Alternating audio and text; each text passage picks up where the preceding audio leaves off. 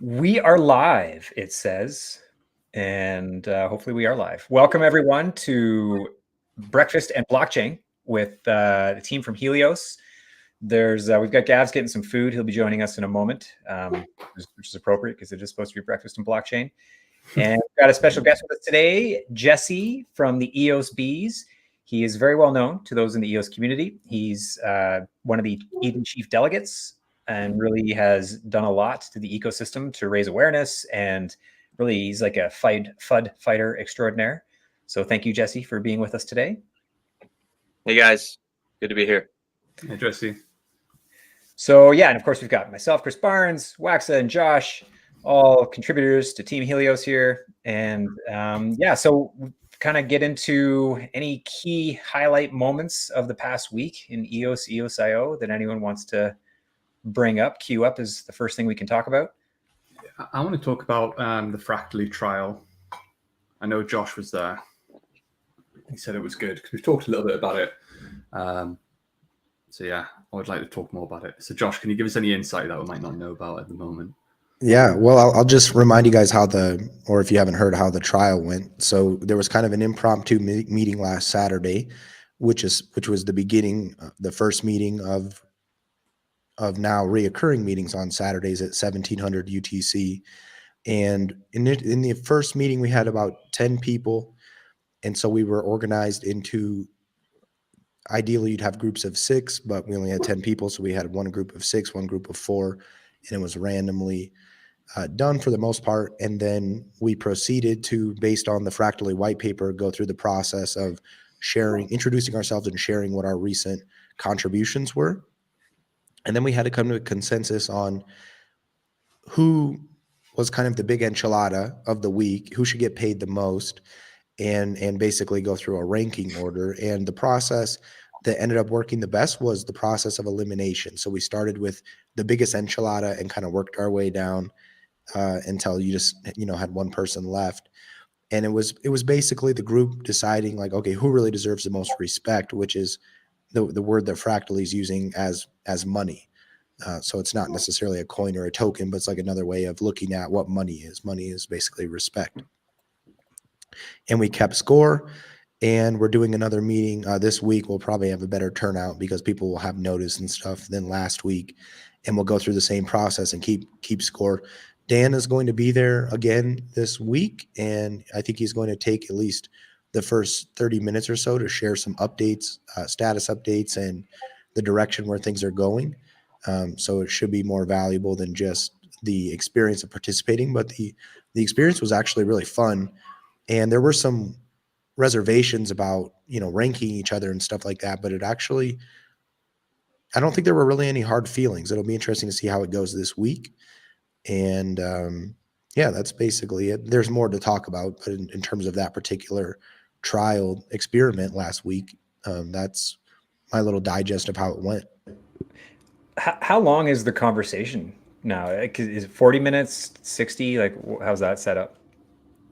Yeah, I'm not actually sure what the time limit was, but solving for Consensys took probably less than 15 minutes. That seems pretty fast. Yeah, so I guess the majority of the time is everyone getting a chance to kind of pitch, and then it's kind of like now you got to solve for Consensys. But the process that we used that actually worked well, that process was rather quick.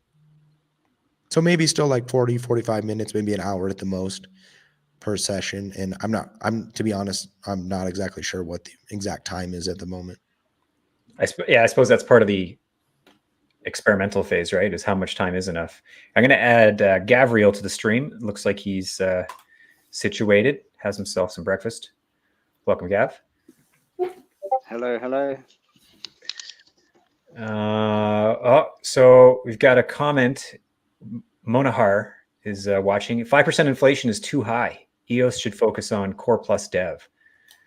So this is one of the questions of, if Fractally were to launch on EOS, and the request was that it would like to see 2% additional inflation added to the network, which would make 5% in total, which is what Monahar is talking about. And that's a contentious thing, right? Adding inflation is never easy.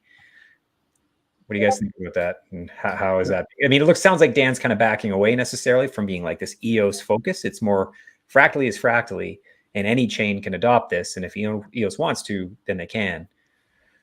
Yeah, I hope it stays on EOS. But what I'm wondering why 5% is too high. It's 2% more than currently 3%. Is that not a good? If it was widely adopted, perhaps Fractally at 2% inflation would be adequate to support. If it does have the desired effect.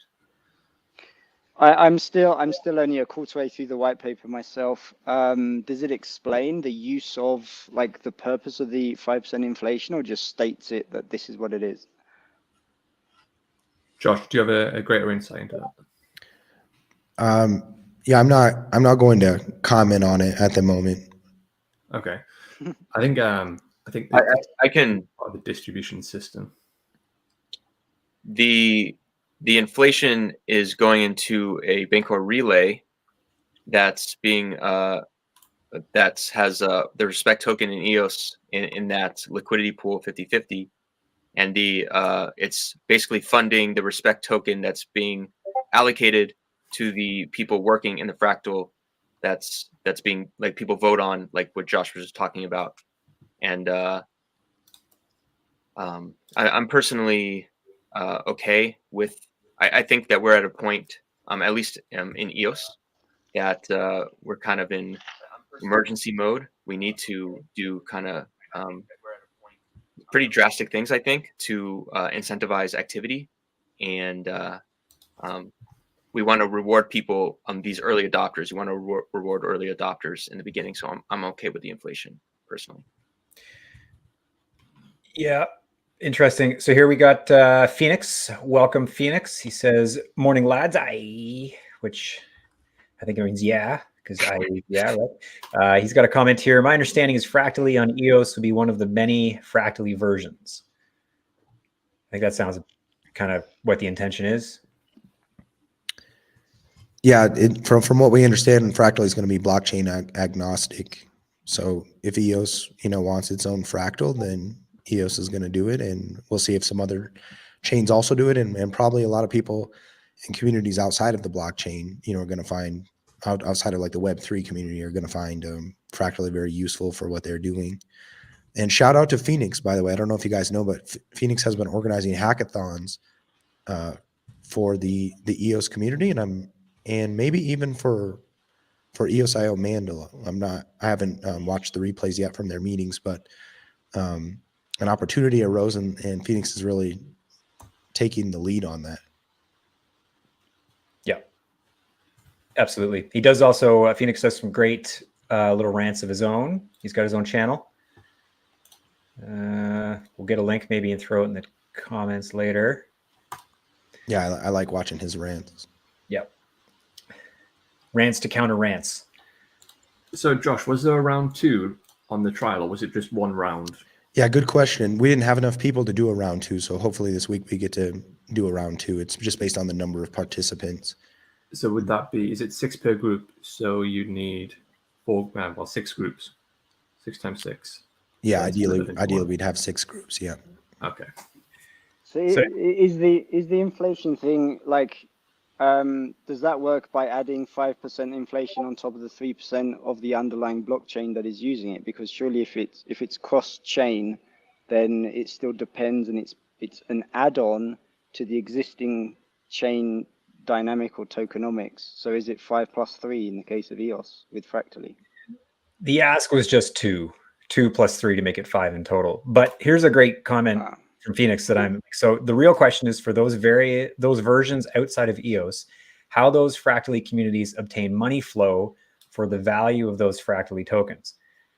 So this is what I was wondering. Like basically, if there's going to be multiple fractals, whatever, on different blockchains, the blockchain that decides to allocate some actual value in tokens, so some of their inflation, for example, towards the fractal, it would seem to me that the individuals participating in Fractally would probably migrate to the fractal that's actually giving them value, that like backed by value. It's one thing to get a fractal or a respect token that has zero backing to it, like zero actual. It's just any digital token. You can just create whatever you want. It doesn't mean it has any value. But if you're getting a fractal, or sorry, a respect token that has some sort of other token with value backing it in those liquidity pools, that would, I would think, would magnetize more people to that one, wouldn't it? For sure. Yeah. So it'll almost be a race.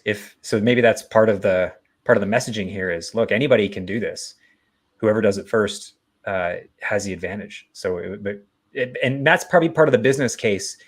We've got an interview coming up. I guess we can announce it. We've scheduled to have Dan speak with Gavriel, and Gavriel, I think you're going to be really able to, the way you view, and you're not so tied in. You don't have this long-standing history of the drama and all this noise that goes along with EOS. You're going to be able to sort of very objectively ask some legitimate business style questions about what is the value proposition and what does this bring. And if that's better explained, I think it's going to be easier to get people to buy in and want to adopt this, right?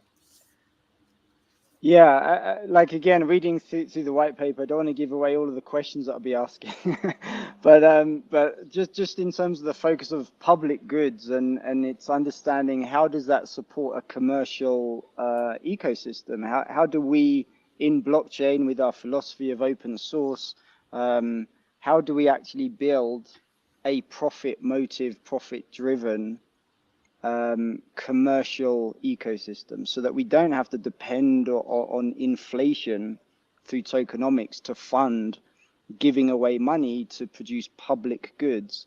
But how do we actually build enterprise that can scale economically and replace the centralized control of business as it is today, and then get rid of politics after that? So that's the line of question that I've got as maybe part of the opening of the conversation. I'm very much looking forward to having that conversation with Dan. Yeah, it'll be good to have Dan on the channel. I think provide the community with some good insights and hopefully answer some questions that they're missing. Yeah, I'm very interested to see how Dan would answer that question you just brought up, Gabriel. Very excited for that. Yeah, that's going to be the main focus of that interview is not about the blockchains, like all the drama stuff. Just let it go. And it's like, here's a product, here's a use case. Let's talk about it. Let's expand on that. The way it should be, really. It kind of, yeah. We're hampered by a whole lot of drama, as Jesse can speak to, because he's being the bees have one of kind of your mandates. You can correct me, but it's fighting FUD. It's kind of it's a sentiment. You're attempting to change the sentiment around EOS, right? That's right. And it's been a difficult job. A couple more comments coming in the chat here. So this is from Monahar. Why not have separate token for Fractally instead of EOS inflation? I think there is, right? The respect token is its own set of native tokens that each fractal will have their own token. It's just the other side of that liquidity pool that would have EOS or whatever other token. Is that right? Yeah, right. So it's got to be a token that has some value already. And that's how you get price discovery for the new token. Yeah. And here's one from Phoenix. Thanks for the engagement, guys. We've got also Nova Crypto's joined us. So the argument for higher inflation on EOS is a good one. I suppose it could be argued networks like Ethereum have had much higher inflation versus EOS, especially in the early days. Very good point. However, Joe Lubin also had some help, I believe, from major VCs to support the price during those higher inflation periods. Yes. Yeah. Well, that's JP Morgan. That's opening the can of worms that's in the back of my mind for sure. Can we segue into that now or a little bit later? Or not at all? I think we should segue. Let me just make sure I can pick the appropriate. I'm going to share something on the screen here. Right. While you're doing that, I just have to explain to everyone viewing that I'm a very healthy person, and I've ordered this carrot juice is fantastic. It's real. There's no sugar. But I ordered another thing, like it's supposed to be a banana thing, and my Spanish is not so great, so I've ended up with some kind of a ice cream cake for my breakfast. There you go. That's what I wanted. Now show it again, Gabriel, because you're in Oh, full yeah, now we can see it. Oh, Oh, that damn. looks good. What's that song? You don't always get what you want, but if you try, sometimes you get what you need. It's funny. Okay, let's. Okay, so the topic of Joe Lubin came up. This is interesting. So this is multifaceted conversation because this actually kind of came up also in the chief delegate call last night. So basically, you can see this is blockchain company Consensys faces multi-billion-dollar audit as shareholders claim board breaches fiduciary duties attributed to Arthur Falls. So Joe Lubin shows up here, but basically it looks like there's some concern that Consensys, which is the main driving force behind Ethereum and Ethereum's success, might be doing some shenanigans. We don't know. Sold some of their assets to JP Morgan. And then I saw a tweet that came out saying that Venezuelan transactions have been censored in MetaMask, which is interesting, right? So it's this idea, this came up on the chief delegate call where Consensys, they fund this thing called Infura. And Infura is like this big publicly accessible API node that allows for any developer on Ethereum to very easily build a project, build a dApp, and relate to and use this Infura infrastructure to basically communicate with the blockchain. And so that's very centralized because Infura is just one thing. And if everyone's using that, so we talked about this yesterday, where one of the ideas with EOS is to have the EOS Network Foundation create its own version of Infura, which would be this publicly accessible API that makes it easier for dApps to onboard and build applications on EOS, and they'll use that centralized API server. Here's the risk: very centralized. If now MetaMask and Consensys or the ENF gets compromised in whatever way, and their centralized API server is now potentially able to censor transactions. There's a risk, right? There's a risk to centralizing things. And yeah, Ethereum's grown, great market cap. Is that what we're after here? Is that the 10-year vision? I don't know. It's a risky one. I have a comment on that. I think it's a little different with Ethereum because they started with Infura from the beginning, a centralized service, whereas in EOS, we had no ENF in the beginning. So we do have decentralized. We have other API services, and I know during the Wednesday fireside chat, it was discussed like we should do both, but we don't quite have the resources to have a really mature solution for decentralized and centralized. But it seems to me that we already have maybe a semi-decent decentralized solution. We should focus on the centralized one, and we have a better backdrop because the incentives were so different coming up in EOS versus Ethereum. Yeah, my rule of thumb is that I think you have to have a balance of centralized and decentralized, and it has to be like situation specific. In some cases, you might want 50-50. In some cases, you might want more centralization. And in other cases, you might want like maximum decentralization. And it's not really this whole movement about decentralization, I think, is like to just only be on that one extreme. I think you're not really putting things in a very good context.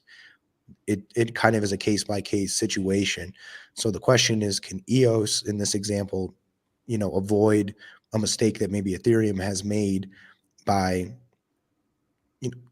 doing it in a balanced way? It can't obviously be too centralized. That's going to have a problem. And as EOS has suffered, it can't be too decentralized either. They probably need to have a balance of redundancies. I can relate to that in try and relate to that in the sense of this respect idea of Fractally, that maybe the correct balance of power in terms of centralization is based on is like a meritocracy, or it's based on respect. As long as it's agreeable to the people, it's like a consensus mechanism, governance system, that you give power to the people that you elect to have that level of power within a system. I think generally when we talk about centralization versus decentralization, it's just the massive disrespect that we have for the massive control that it currently exists in the establishment system. So we're pushing as hard as we can, in my view, towards decentralization to create whatever level of genuine respect and balance of power should exist, but we're nowhere near there yet.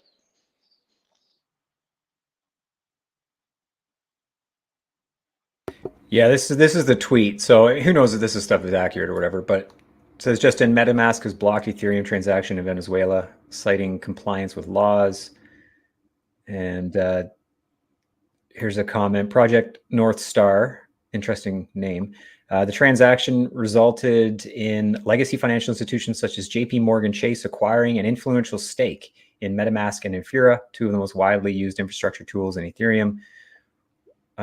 Yeah, so that funding was used later, and I guess it's got a big valuation, 3 billion, rumors of a 7 billion valuation. So they're still raising capital, which is interesting. It's interesting that it's Venezuela because at least in EOS Bees, we've had some problems with our Venezuelan bees getting arrested because they're in the crypto industry.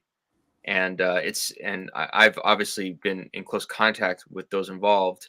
And it seems like there's different governmental organizations that have different opinions on whether crypto is okay. So there's a ton of uncertainty in crypto regulation in Venezuela right now. Yeah. Yeah. This is pretty funny. Yeah, that's really funny.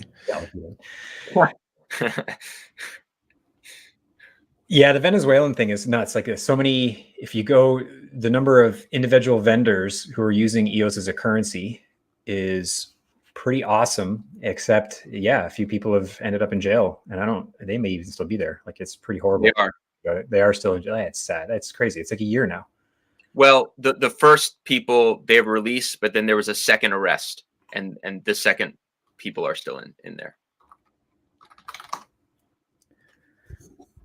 So Phoenix just pointed out that perhaps Dan's vision for Fractally would be to select BPs and have a greater form of democratic input from the community on the parts of the system that are less decentralized than people would like. So has there been any talk? I read through the white paper and I didn't see anything about the capability or the output from Fractally with regards to BP selection or perhaps even selecting members of the ENF. Was there anything listed like that, or was there any talks? Yeah. So it's the Prime Fractal has a council of 12, and that council of 12 would be responsible for selecting the BPs.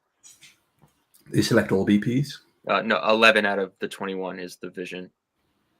Why have they gone for 11 out of 21? It's a compromise. Yeah. Okay. Half. Yeah. So I don't know about that. To me, that doesn't seem right. I like the idea of having a filter. To me, that's far, like that's like such an extreme to say you're going to pick individual BPs. Like that's a lot, and it totally takes away from what DPoS is. It seems to me that the middle ground would be allow that group to filter some BPs that are permissible, that are good enough, that pass the checkboxes that they'd like to see in BPs, and then have DPoS select from there the ones that actually make it. That's an overlay of these two systems versus what like, and that's like ideally how you solve for this capture of Pareto is you add another filter in between. But right, what he's doing is there's still Pareto over here, and now there's Fractally over here. That's like that's not. I don't know. It seems I'm having a hard time buying that one. Well, Phoenix had previous comments where he was using this recent example in the news to kind of make the point. I don't know if you guys want to bring in any of those where he was kind of building up to that statement about how this might support Dan's idea. Yeah, Chris, I think that's really interesting what you said about the filter. But I think the incumbency, the political maneuvering one must do because of the incumbency of the VPs needs to be considered. And I think that's a really tough problem. I guess the BPs ultimately decide whether Fractally would be implemented in the first place. Right. Yeah. I mean, the Eden proxy, which Chris, you set up, I think that kind of would act as a good mediator, or at least an intention of community direction as to which BPs they'd like to elect. I do think having a certain set of criteria for the optimum output would be the most beneficial for the chain, rather than having 11 that were not optimized and 11 that were. And even then, we don't know what criteria currently does Fractally have for selecting a good BP. What qualifies as a good BP is it just the overall community idea, and therefore relying on community knowledge to determine the BPs, or is it going off something like the Eden proxy? It's tricky because BPs, the argument is BPs are just meant to produce blocks, and that's a very technical thing. So are we going to rely on the rationally ignorant?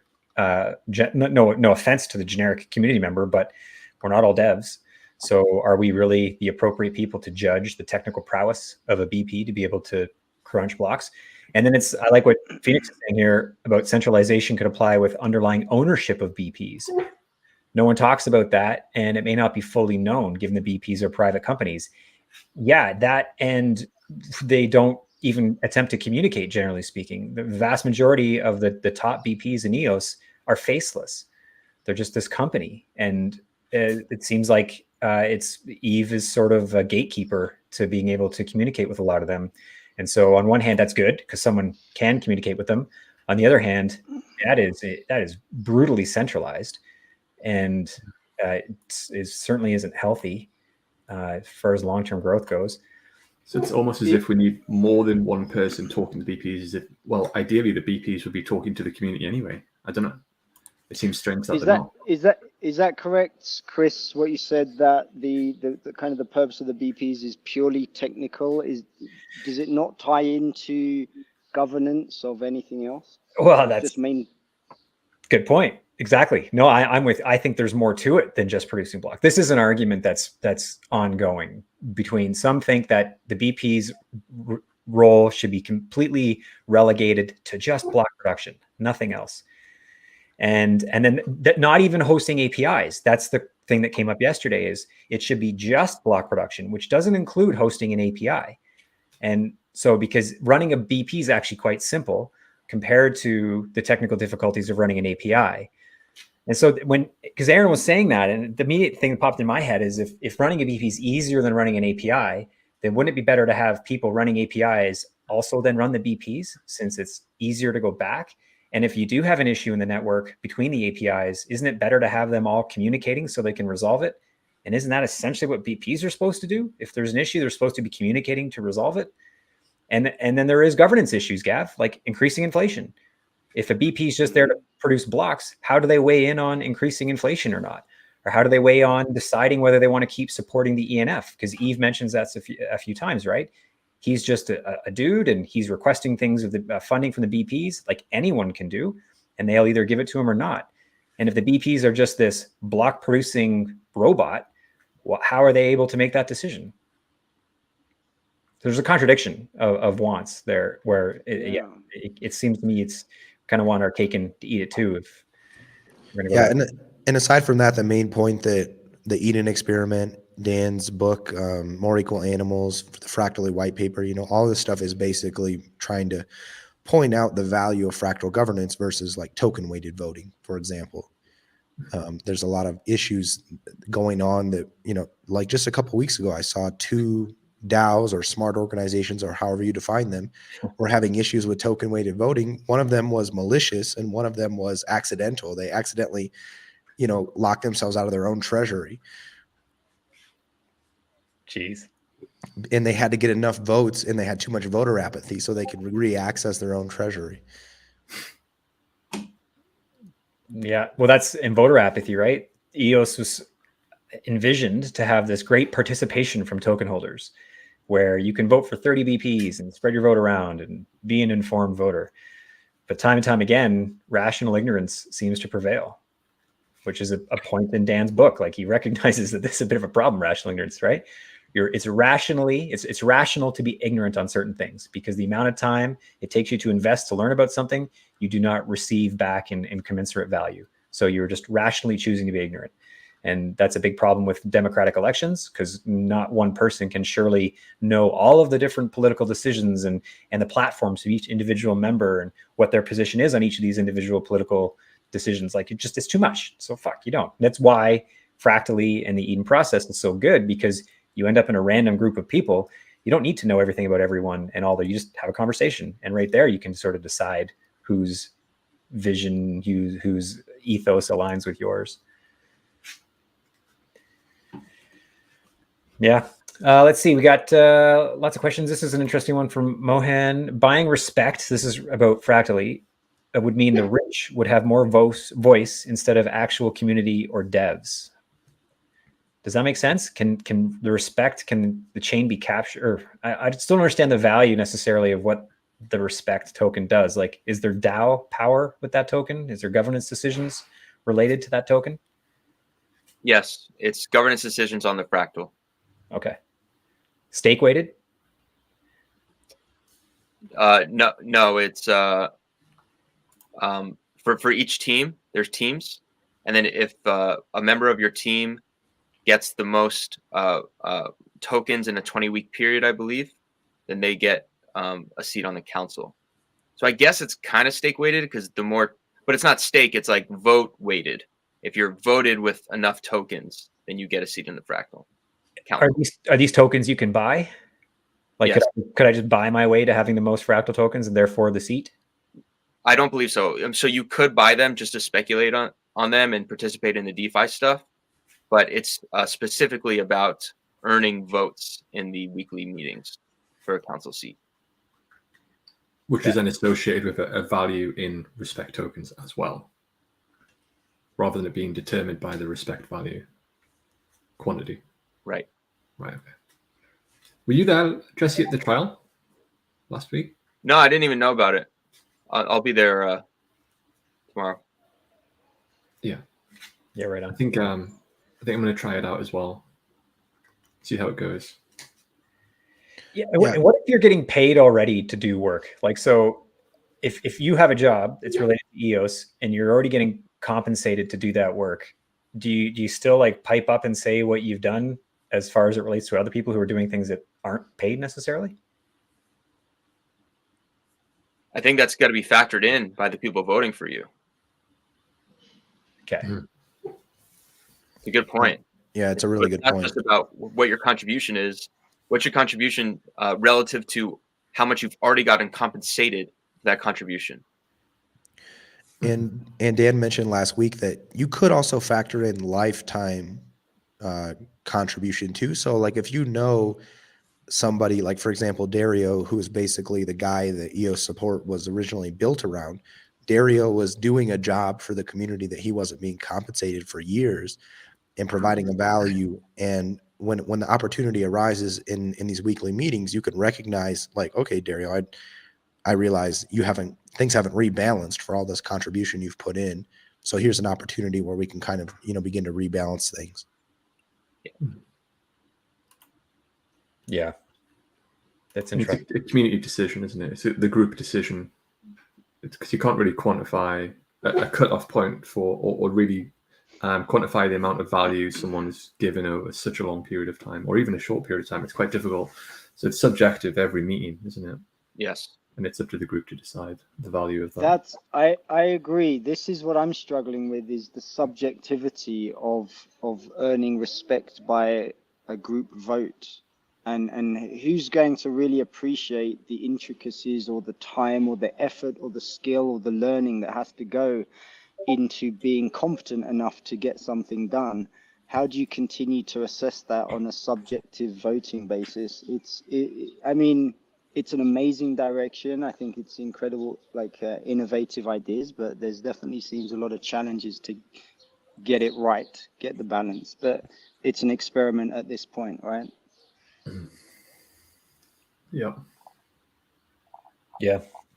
This is when we were talking about earlier, this is the EOS marketplace.io, and this shows all of the different vendors and services that are signed up. And so it's highly concentrated in Venezuela as far as the global network here of Venezuelans using EOS as a currency.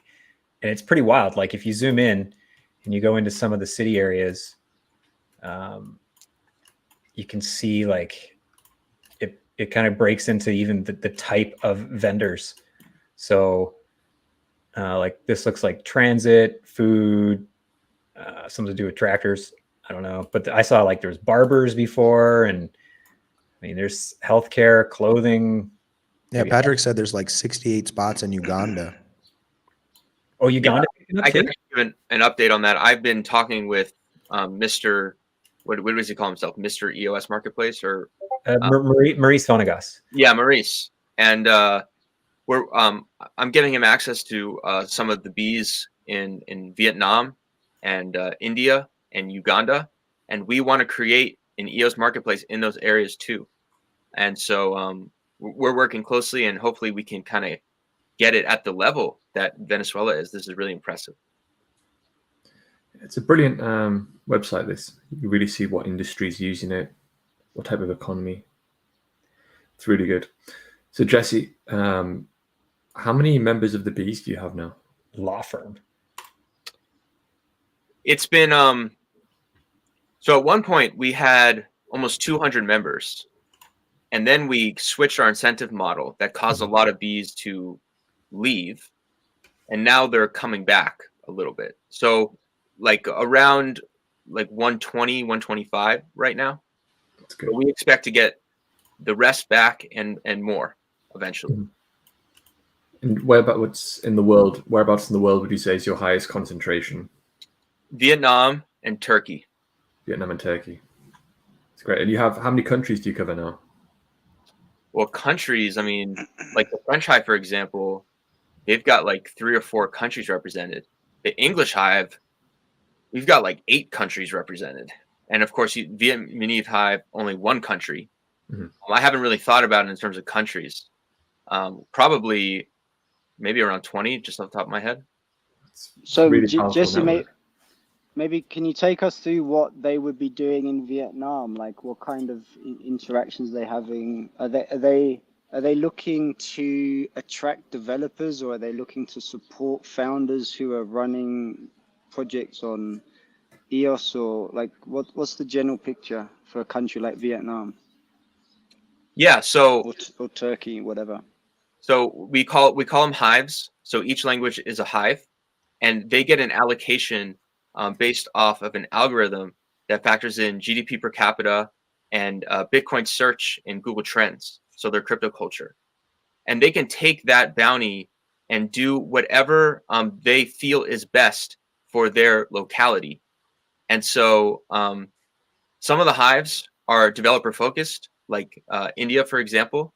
They so we're working on translating developer materials and distributing those materials to the relationships that the bees have, like friends and family and so forth.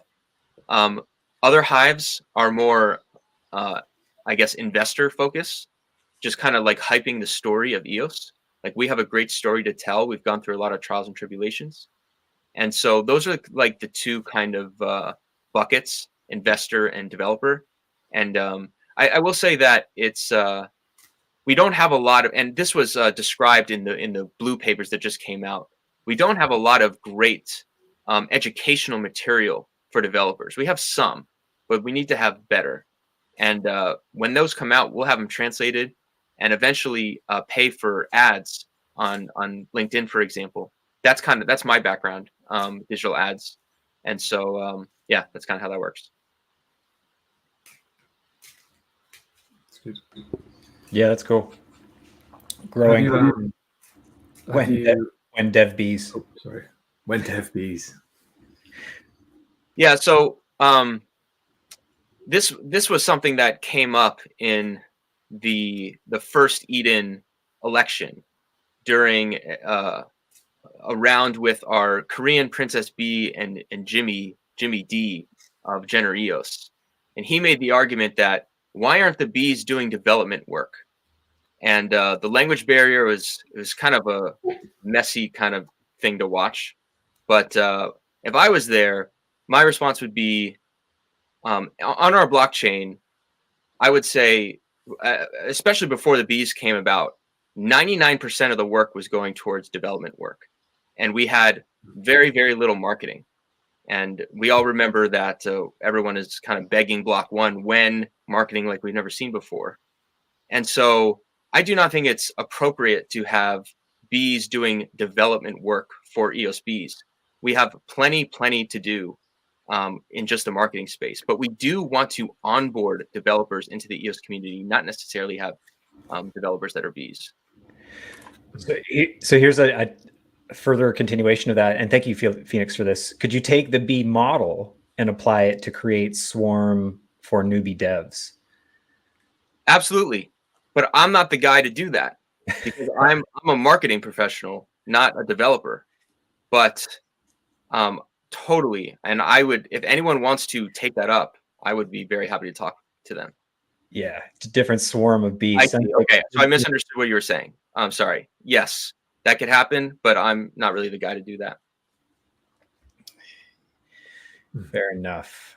And if I could take this opportunity, something that Gabriel was saying, and I commented that was a super interesting question for Dan about how do you take a public good and make it into a profitable company? And I've been thinking a lot about this for EOS Bees because right now we depend on inflation, just like Fractally is asking for inflation.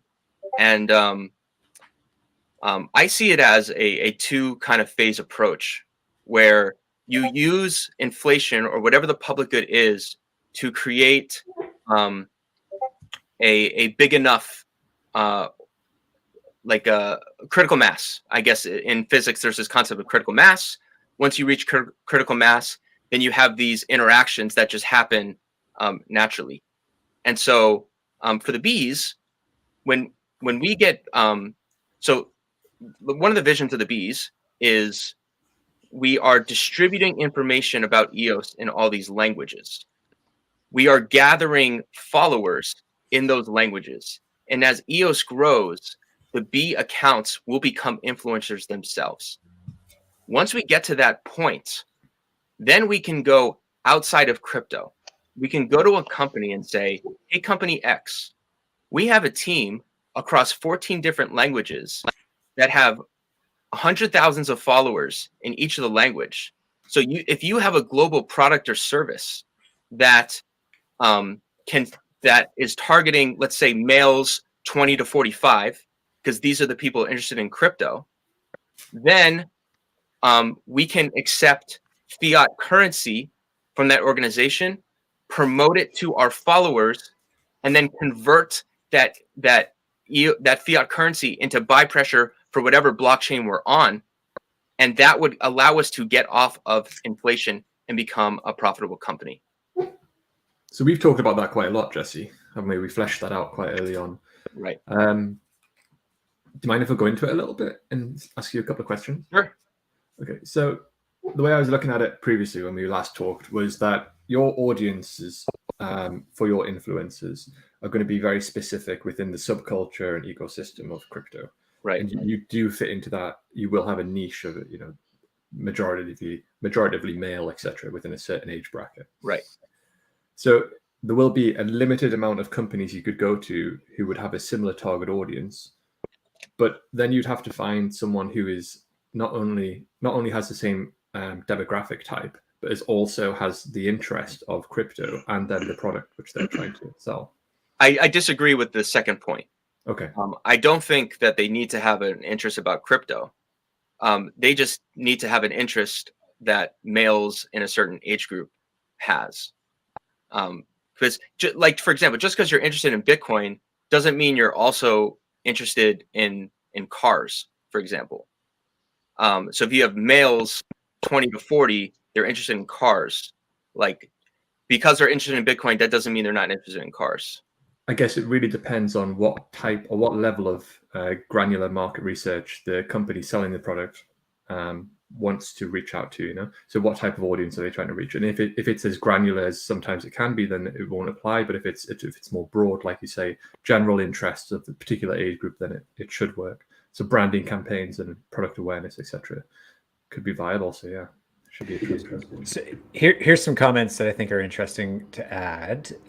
So this is from Phoenix again. Thank you. I'd like to see the bees try to organize some type of debate between Larimer and, say, a Maxi, or say bring on Eric Weinstein to poke holes at EOS. Here are my thoughts as a physicist, for example. I would love to do that. but it's like we're not big.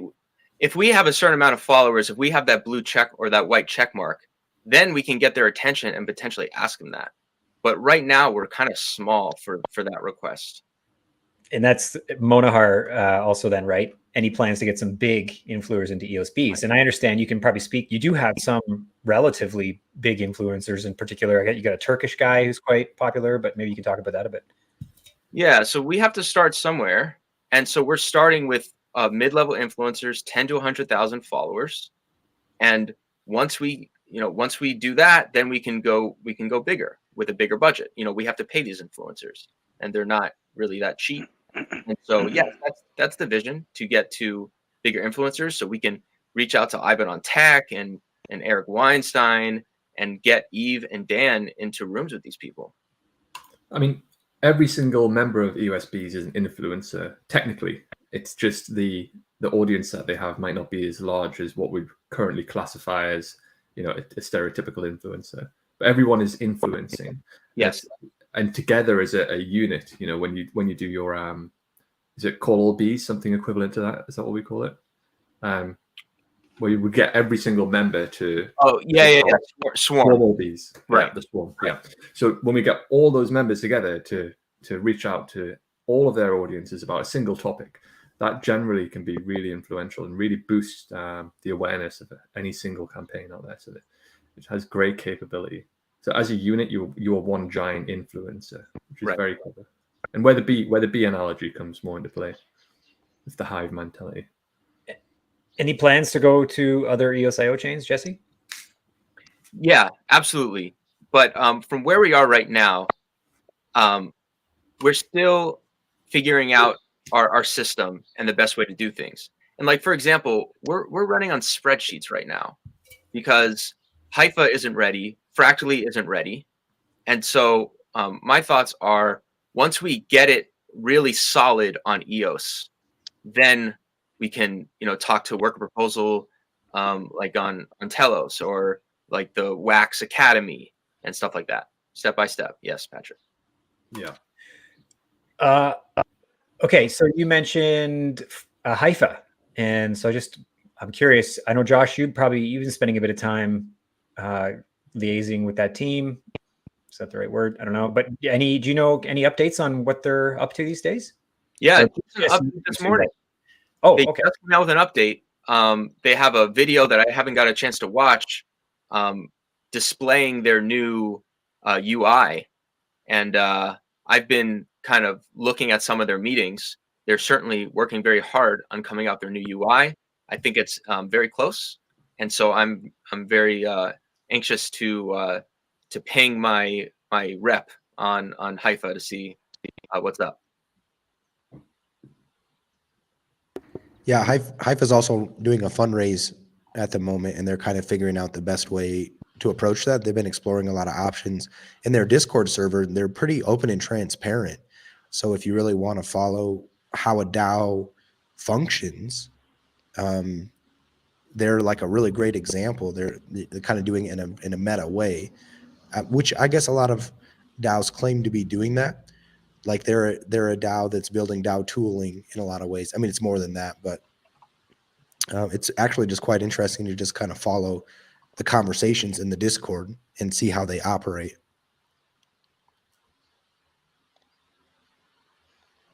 I found that video. Looks like Seeds Regenerative Economies is the name of the channel, and the Hypha DAO do helping groups coordinate their way. Yeah. So I guess so Seeds is one of the projects that caused them to build the software. So Seeds is a DAO that's been running for a long time, and it's not a crypto focused community. So it's a use case where people are doing like real things in the real world, and they're using, they're doing it as a DAO, and they have their own token and stuff. So technically Seeds is a DAO and Hypha is a DAO, and they both use Hypha software. How much overlap does this have with Fractally, in your view? I'm going to be trying to talk to both communities to see if they're interested in potentially becoming fractals. Interesting. Yeah, cool.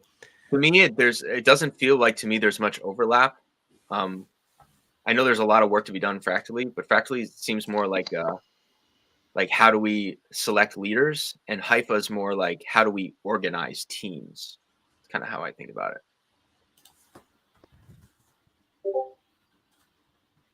Yeah. And I guess and pay them, because Fractally also has the organizing leaders, but then compensating for effort, right? Yeah, Fractally has some compensation, I guess, advice to people that are creating a new Hypha Dao. Like, here's what we did in Seeds to compensate people, and you can do it too. Mm-hmm. Yeah, compensating people for contributing, in this case, to Seeds or contributing to Hypha each week if you're using the Fractally model. And then there's more to Fractally than just these weekly meetings. There's a lot more to it, actually. Yeah. That's just kind of the thing that we can sink our teeth into right now without having the software. It's a good point from Nova Crypto. I didn't see Hypha mentioned in Fractally, but could be great to have some collaboration, and Hypha becomes a fractal. Yeah, indeed.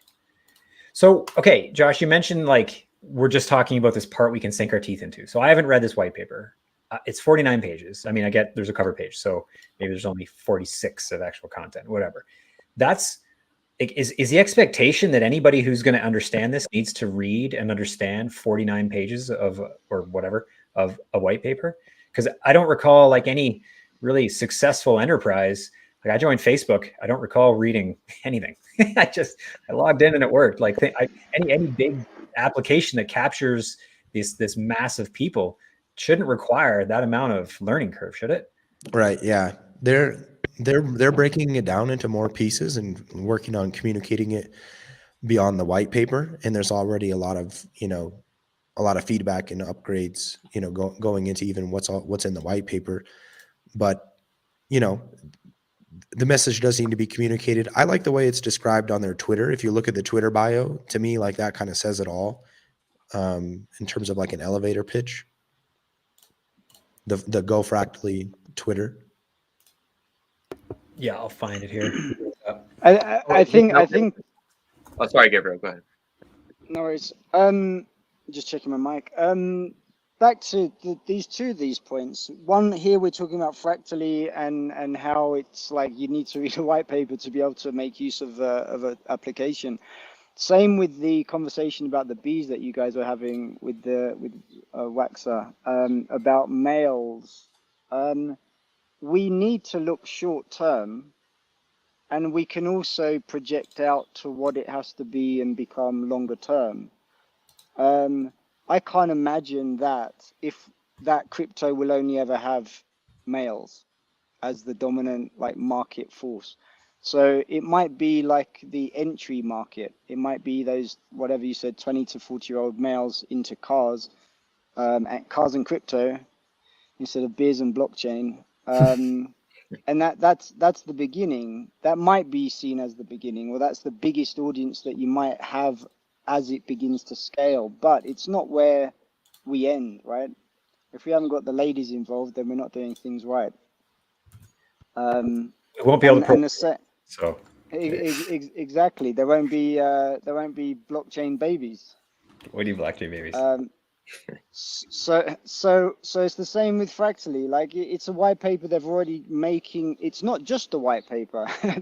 within a very short time of publishing the white paper, they've actually got phone calls with governance, with voting, and they're doing trials and experiments, and that's fantastic. And then I'm assuming that their intention is to actually build applications that facilitate this kind of stuff. I really like the word fractal.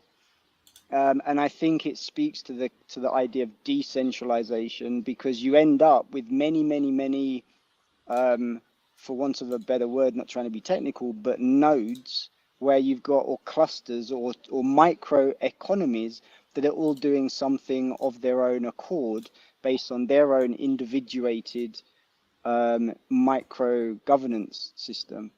And that's what I like about the concept of a fractal or a hologram that takes things out and out and out and out and out to small areas that have their own world within their area. So again, I don't know that Fractally has yet described what it might look like. But in a product management sense, you kind of got to define the problem before you know fully what the solution is. So hopefully that's what the white paper is driving towards, and then we'll get the Facebook out of Fractally over time. Maybe, yeah, good point. Here, I'll just read this and take it off the screen. This is their Twitter kind of banner. The next generation of DAOs, decentralized exchange plus social media network on a high-performance smart contract platform, EOS, I thought we weren't supposed to talk about that, with the most advanced fractal governance process, DAOs, DAX. Yeah, so one of the problems that's being pointed out in the white paper is that what people think DAOs are not actually DAOs. They're smart organizations, which is not a bad thing, but a DAO is like an invincible company, community, country. Right. So he's saying smart organizations can get captured, and perhaps that's part of the problem. Yeah, and again, I see that as very aspirational, and I do see it as that is what it should be eventually. But at the beginning of the white paper, it says something about not needing any legal structure and legal setup. There's 5 bullet points. That's one of them. That's a fantastic vision. And again, I think we do need to be building the castles in the sky, but we then have to build the structure underneath it. And unfortunately, like MetaMask, like Blockstream, the main developer company for Bitcoin, they get co-opted and they get invested in by JP Morgan and the like. And then even MetaMask becomes part of the same system. So what I'm saying is that where does a DAO actually be able to operate as autonomously as the philosophy is, given that we all live in the centralized, controlled, like legal system as we have? Jesse's pointing out the horrible story that people in Venezuela that are in the crypto community, part of the Bee network, they're in jail for being in favor of crypto. Where does it end? And how did DAOs, again, my question, that the point there is, how did DAOs actually manifest and in a way that is viable any time soon, given the current situation of the world? And great question. And Phoenix brings up a great point. If it's built on a network that can be captured via ownership of BPs, what makes any of these things truly decentralized anyway? Like that, just even that part, the D, is super ambiguous as far as what it really does mean. Is EOS a decentralized network? So it's not decentralized, it's not autonomous, and if it's not actually producing anything of value, then it's not really an organization either. So all right. So, but this is the quintessential question of blockchain, in my personal opinion, is how do we bring about those kind of systems? I don't know the answer, but I'm here to find out. It's like building a skyscraper on quicksand. Exactly. Exactly. Yeah. So what's needed for Fractally to be adopted on EOS at the moment? What's the requirement, and who needs to, kind of go through the acceptance process? Is it the BPs that we need to reach out to and talk to them? Does anyone know the answer to that question? It would be any action, anything done on chain would be done by the BPs, yes. But the BPs are selected by token holders. So we're supposed to vote for BPs as token holders that will do that are signaling that they'll do what we would like to see them do. But we have vote buying. Yeah. Well, so this is, I use token holders loosely, right? So whose will is really being exercised by the BPs right now? And I think it's fair to say that those who are very vocal in this community have sweet fuck all of influence when it comes to what they're going to do. Right? We're not. It's like we're not the ones who have any. Like I'd be surprised if all the people who talk have combined more than 50 million worth of value in EOS. Like I totally speculation, just talking out of my ass, but I just don't feel like those who are active in Telegram really have much tokens compared to what it's going to take to actually move the needle. I think 50 million's a pretty generous. Yeah, maybe, right? Yeah, exactly.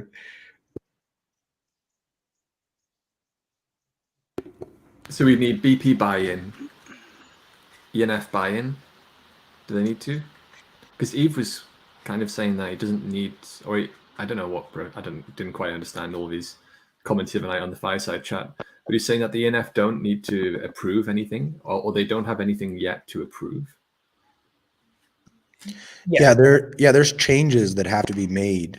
Like at least one system contract has to be implemented. There's groundwork to be done if EOS wants to move in that direction. The first step would be moving Eden, gradually in that direction, which was pretty interesting. Shout out to the Eden Chief delegates and your discussion that you had yesterday and posted up. A lot of interesting points, and it sounds like you guys are at a point where you're going to make a list of what needs to be done, and then people can decide if they want to do the things on that list. So probably start with creating a solid foundation, even if Fractally doesn't become anything. We still need a stronger foundation for EOS to operate properly, right? In the same way that Phoenix just described, that you don't want to be building on quicksand. Is that the direction the chief delegates are going, Chris? Being the chief delegate? Or do you not know yet? I mean, so what are the power? What do we have? What are we as chief delegates? Well, we are elected representatives who have a budget. That's where it ends. That is all we are. Yes, we have a voice. Sure, we can talk, but we have no teeth behind our voice, really, other than influence. So all by the rules as I understood them was that we could produce bylaws, and then the next set of delegates would have the opportunity to ratify those bylaws. And so to me, and Jesse, I'd love to hear what you think, but my thinking is that the most that we can do as chief delegates is talk a lot. So during the next election, those participants have like, what are you running for? Are you running for your project, just like we did in the last election? Are you running to adopt these proposed bylaws that the chief delegates have just suggested? Because that's kind of how it's supposed to work. And maybe those bylaws could say elections should be every 3 months instead of every 6 months. And the chief delegates I could run the next election that I'm going to run, and my money that I get, I'm going to direct towards Fractally, whatever that even is. It's because what is it? Like that was the point he made a few times. What is like, what's the next step? What is the ask from the EOS network? What are we asking? Like nothing's been directly proposed other than direct 2% inflation towards something. Well, what is it? Let's see the code and let us pick some BPs. And again, let's see the code. Like it's very high level. So I don't know what what we can really do other than that.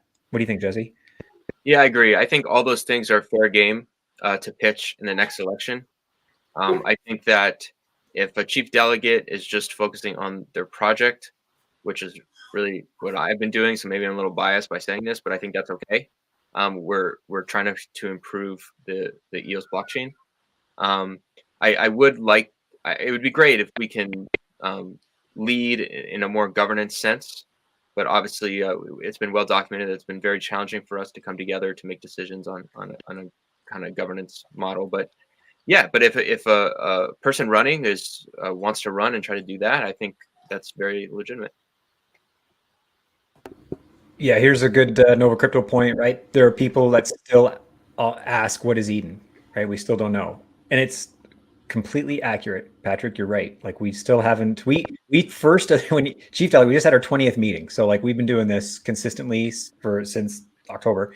And at the beginning, we were like, okay, let's come up with a mission statement. Like usually a new organization, what's your raison d'etre? You kind of need a mission statement, a vision statement, values. Like that's usually the first thing you kind of want to have worked out. So you all know If 1 + 1 = 3, we're going to push in the same direction for maximum output.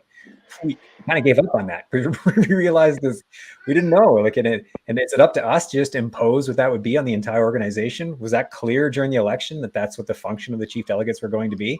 I don't think so. Does Eden have a source of income? Like, where does the money come from to fund those conversations that you guys are having? There's The a budgets treasury. that you have.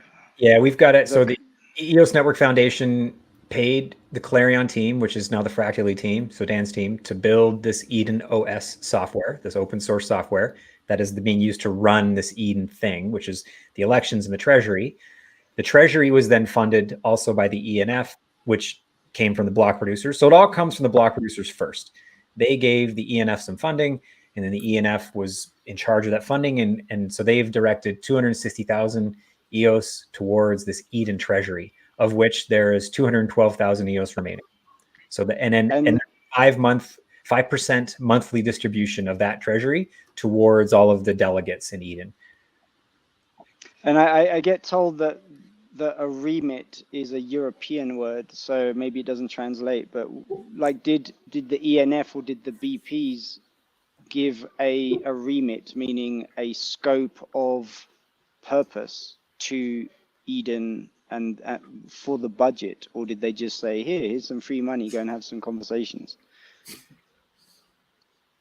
Was there not a single pointed kind of purpose that for the purpose of giving the budget?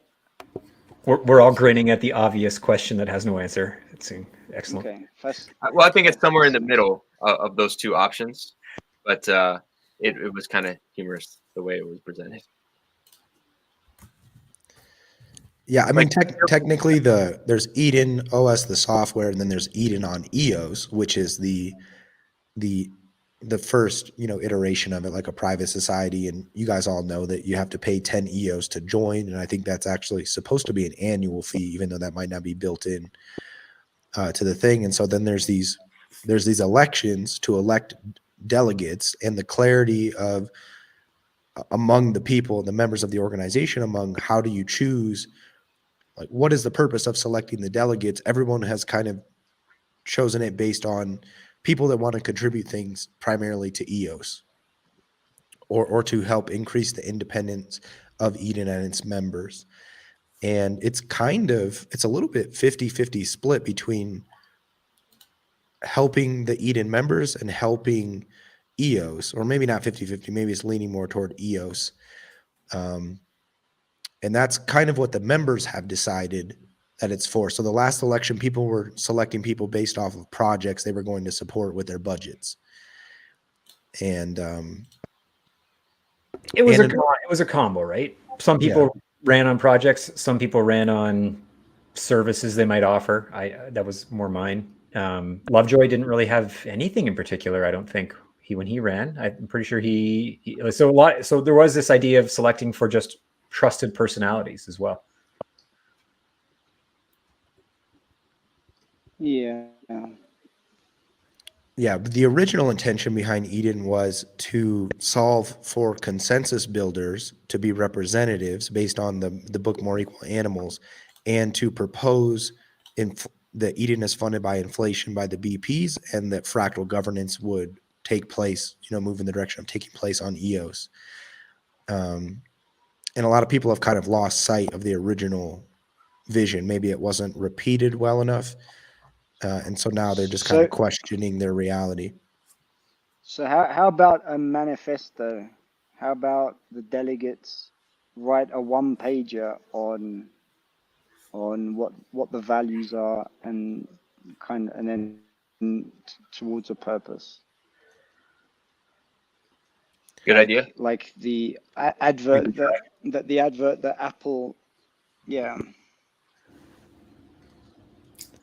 Look, I would love to do a job of a product officer, but I'm busy with Helios. So I do think that some person who has good experience of being a chief product officer sounds like it would be a very good addition to Eden or EOS. not Yeah. technical, not philosophical, but a market-driven product manager.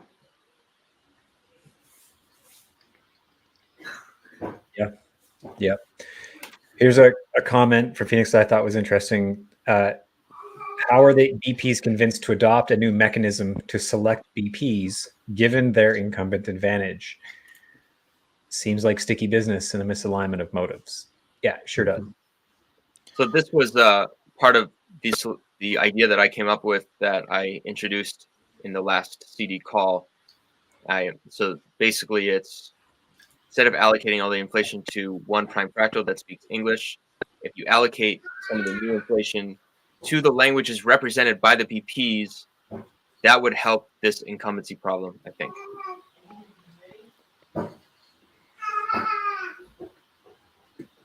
Yep. Could. Tricky, but it could. But yeah, Gab, I think you're onto something in terms of project CPOs. CPOs.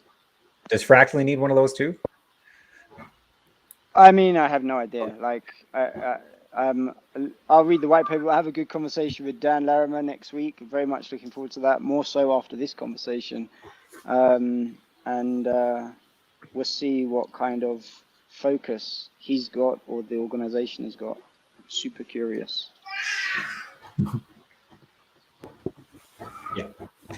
Yeah, very good. Well, go ahead. I think we're renaming the show Babies and Blockchain already because we got some in the background there. Oh, can you hear that? Sorry.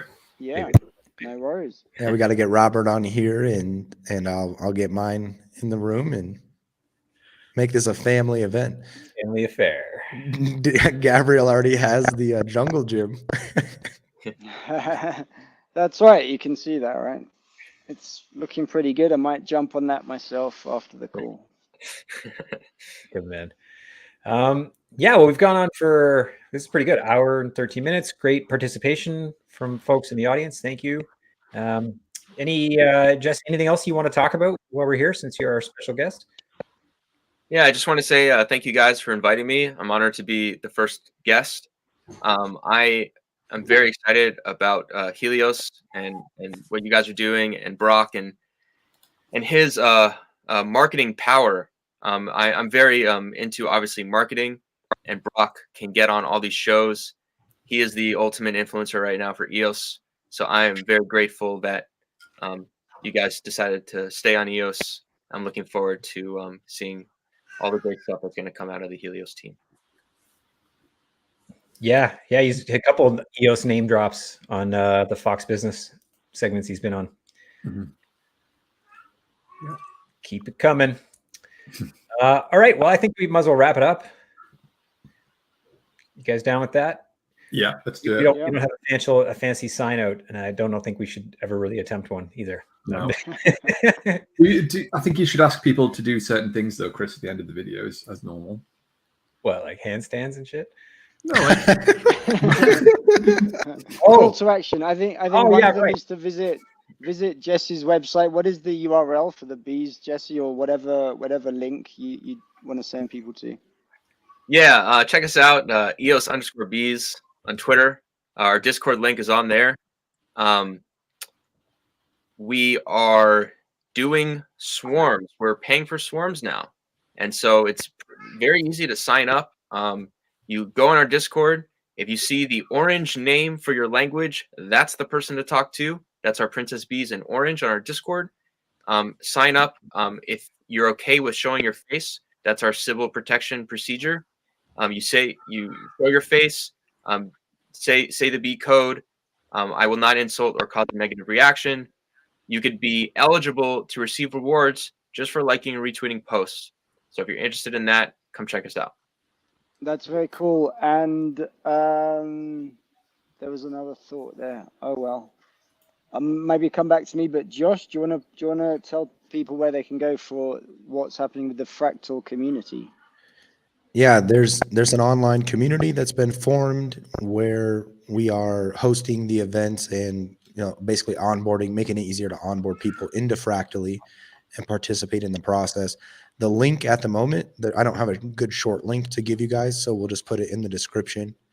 But I would recommend joining the events. The main events right now are happening on Saturdays at 1700 UTC on Zoom, and you need at least probably 1 hour of your time to join in. What was the website again? Just the normal website? It's at genesis.gofractally.com for the sign up for the events. So we'll put those in the description for the video, right? The other thought, Jesse, was that maybe we're speaking to the Freos team. We interviewed them just very recently. They're in the incubator program, and they're doing a universal basic income platform that, in my mind, might be interesting for what you're building in terms of marketplace. Maurice is also on the Wave 2 incubator program, so we haven't got too far into what they're doing yet, but there might be some synergies. I'd be interested for you to speak to the Freos team at some point. Yeah, absolutely. Yeah, that's it from me. Thank you, Gabriel. Oh, you're on mute, Chris. Yeah, right. It's supposed to be hit the like button, subscribe, smash the bell, all that jazz. Yeah, right. Yeah. Not handstands. Yeah, handstands. We're going with handstands now. We're doing handstands. Awesome. Right. Okay. Thanks, everybody. Yeah, thank you. Thanks, Jesse. Thanks, guys. Good day. Good to be here.